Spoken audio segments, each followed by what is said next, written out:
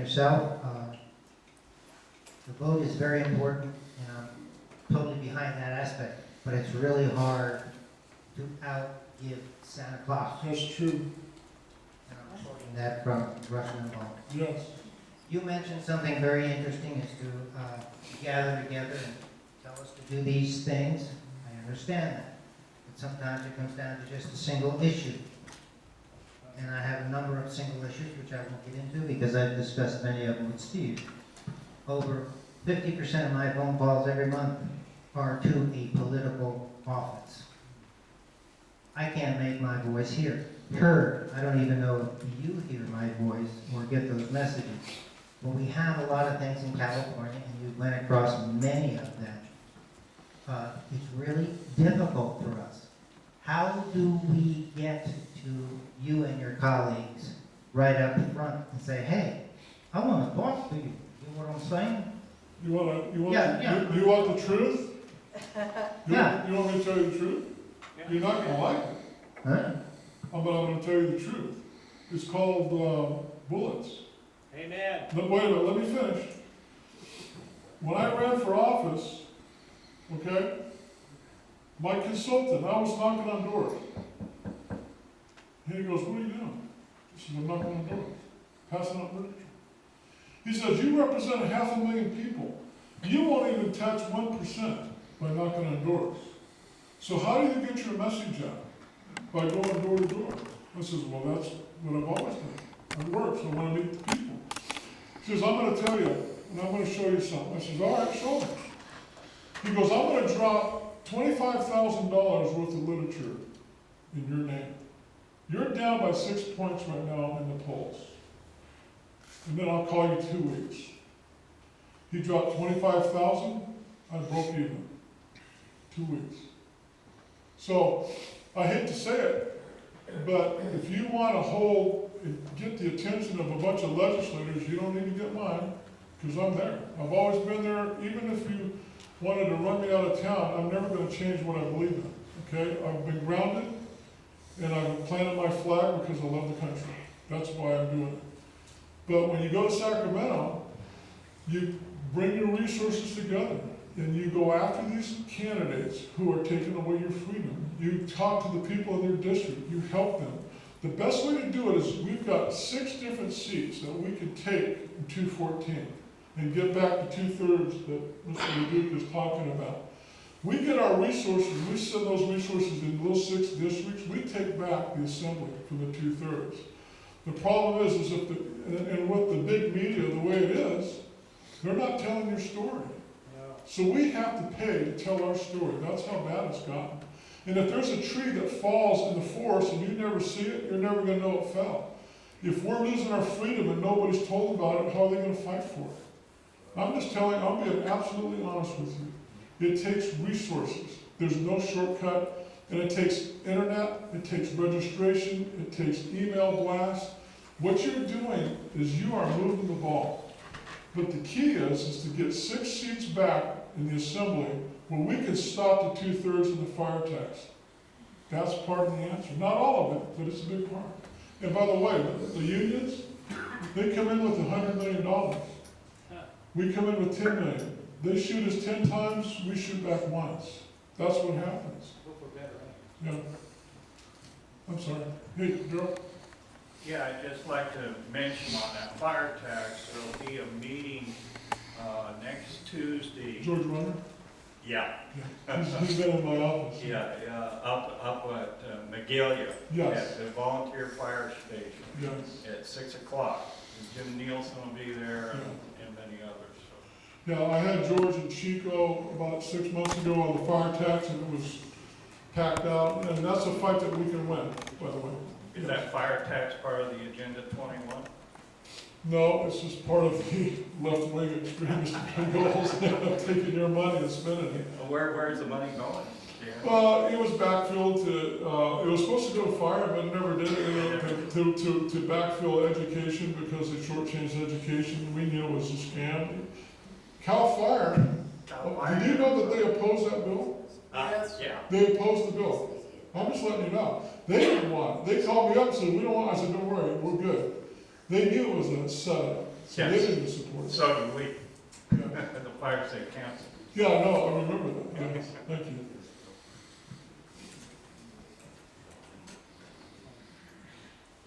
Chico State, how are you? I'm Melinda, and I have a question. I really oppose the Common Core curriculum. The what? Common Core curriculum at the school, and I'm wondering if you're getting many complaints about it, and, Give me a brief summary, I've heard that before, well, but I know there's probably at least another person in here that had questions about it too. But it's, I think it's an agenda on the left that they're coming into the school systems and they're dumbing down the kids and they're teaching them wrong things. The textbooks are wrong, like they're teaching when they're asked like Republicans, Democrats, they're saying the wrong answers. You know, they're like teaching them the wrong thing. They're teaching them wrong things about a lot of things, but yeah, have you, history and. yeah, and that's good. And I'm I glad- think yeah. I think one of the schools, I heard that one of the schools here in Paradise is adopting Common Core. Okay, let me ask you a question. What district do you live in, school district?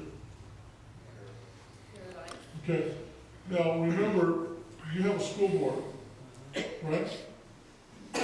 You have a school board? You should vote for the school board. Seriously. One of the reasons we're losing the fight is because, not you, I know you're, I'm sure you're working hard, I'm just making an example, is that you've got a school board that has to listen to you. And we were talking earlier about shifting power back to local government. And as a state legislator, I'm not gonna walk into your school district and say, this is the way I want you to teach. Because you have a local school board that you put there. And they should be fighting to protect your interests. And if they're not, then you should run. I know it's going all around the states and. But you know what? It starts at home. If you set the, and I know what you're saying. It is, I've heard a little bit about that and it's really not beneficial at all. But this is the one example of where you can literally take back a school board and they start seeing it down in Chico or they see it in Durham. They go, wait a minute, they're doing it. And it starts spreading and the truth starts getting out. With the internet nowadays, you can get information out like you never have before, you know.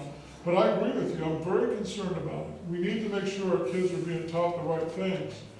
But the school boards should be overseeing that. And I would sit down with them and go to the next meeting and say, is this being taught? Why? And I would really hold their feet to the fire. Yeah, I guess it's like a lot of things too, is like the parents can't go to the school and ask to see the curriculum. They Why is won't- that? Wait a minute. If you go and ask for the curriculum, I will drive up here and go with you. I'm serious. I want to see that.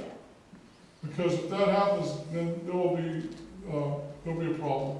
So you call me up. If you do that, and they turn you down, they said, you call me and I will drive up here.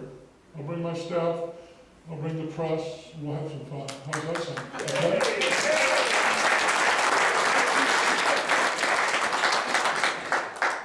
Yes, yes, yes, ma'am. Do I get the microphone? Oh, yeah. I just want to talk about Common Core, because I'm an elementary school principal, and I hear that the things you're saying are really not right. You come to my school, and I'll show you Common Core. So come on over, see our view down in Chico. But Common Core really is talking about narrowing down what we want kids to learn, so that they can relate it to other incidences. So if you're learning about the World War I, you know, nervous. You're doing good. Anyways, then you can equate it to maybe what's happening today. Things that we've learned in the past. Taking whatever's happening in math and being able to equate it into something else that you're studying, economics or whatever. So there's a lot of things about Common Core that I don't understand the talk, and I've done a lot of training in Common Core, and I'm teaching my teachers about Common Core, and I'm looking at Common Core curriculum. So if you'd like to come and see it, I'd be glad to show you. You know, and I think that's great that she said that, and if I was, you know, part of the Tea Party here, I would sit down and go over there, get a cup of coffee, and have her walk you through it. Because a lot of times things become bigger than they really are. We don't know, you know what I mean? And when you see the full picture, it doesn't seem to be so bad. But I haven't seen it, so I really don't know that much about it. But the principal, you're a principal, right? Yes. Yeah, she's here and she's willing to reach out to you, so I think that's great. Good. Yes, ma'am. I'm Leslie Foss, and this is Mike Zuccolillo, who's married to Rochelle Zuccolillo, who is on the school board. She just got elected. So you can talk to him about it also. Mike, raise your hand. Wave. Hey, thank you, Mike. Good doing, Mike. And she's great. Yeah. Definitely. And I know Mike, and he's gonna do a great job. Okay, the reason I wanted to ask you a question is because some friends and I went to the Capitol on Tuesday, and along with some girls with guns, we went into the committee meeting for AB 154, which had 2/3 Democrats, correct? Yes. The health committee? How did that come out? Are you talking about the abortion? Yeah. Yep. I'm vice chairman of that committee. Yep. And I had organized my caucus, my Republican members, and we organized them to ask pertinent questions. And unfortunately, we were outgunned about 3-1, and we did not prevail in that vote. But we did give it a college try. Were you there? Yep, went Good. to the microphone, Yes, I talked saw. about nervous, but You there did was, not. there was 60 or 70 of us against it. And you know what? And you showed strength, and I want to touch on that, ladies and gentlemen. Okay, it's really important. When you have a conservative leader who's taken hits for you, stand with them. Because if somebody is taking a hit because they're conservative and they're standing with you, and they get hit and letters to the editor, and you don't respond, it shows weakness. But when you have somebody that stands for you, and you respond and you defend that person, it shows strength. And the people watch strength. And so when they showed up in Sacramento, my committee, they showed strength. We lost a vote, but I'll tell you something. They sent a message that's saying, we're not gonna sit back, that you're gonna have us to deal with, and it was effective, so I want you to know that. Did any of the Democrats cross the No. line? Dan, how you doing tonight? I'm fine, I don't wanna keep you guys too much longer than You're that. not keeping us, we'll stay all night. You can. I'm gonna bore you guys to death. No, we want answers. That's right. Okay, my name is Mike Kleinsberg. I live in Chico. I'm a full-time IHSS provider. It's the first time in my life I make minimum wage. And I make minimum wage. I never joined the union. I never signed an authorization for them to deduct union dues from my minimum wage paycheck. But after they deduct the dues, I make less than minimum wage. And I rely on the minimum wage law of the state of California for my bargaining. But the original orientation, I've been doing this for 3.5 years. My original orientation meeting, the union, the last part of the business was, on the agenda was the union people came out and they want you to sign the cards. And I said, well, where's the union contract? You negotiate the contracts that we work under. And they couldn't answer any of my questions. I said, well, I require by law to join the union, and they couldn't say yes. And I said, well, if the answer is yes, you could say yes. But since you're not saying yes, the answer is no. So I'm not joining your union. And I never signed the card. I thought they tried to take the cards away from me. And I said, no, I need this to prove that I can join the union. They've been withdrawing almost $30 a month from my paycheck, which they used to try to defeat you. Right. They've taken about $1,500 in 3.5 years. I've gone to all the agencies that control it, the Butte County Authority, the controller in the state of California, all the administrative avenues of redress. I've gone through. They all tell me they can help me. They say I've researched the Do you law. have a question for your son? Well, I want to know how can I? Prop 32, Huh? Prop 32. What's Prop 32? Last year was on the ballot, and it would not allow for any government union to take your money out of your check for union dues without your permission. And unfortunately, it failed. But it doesn't mean that it can't come back, you know. But the laws are on my side. The state of California, it's the Welfare as an Institution Code just says that the county authority the authority that runs the program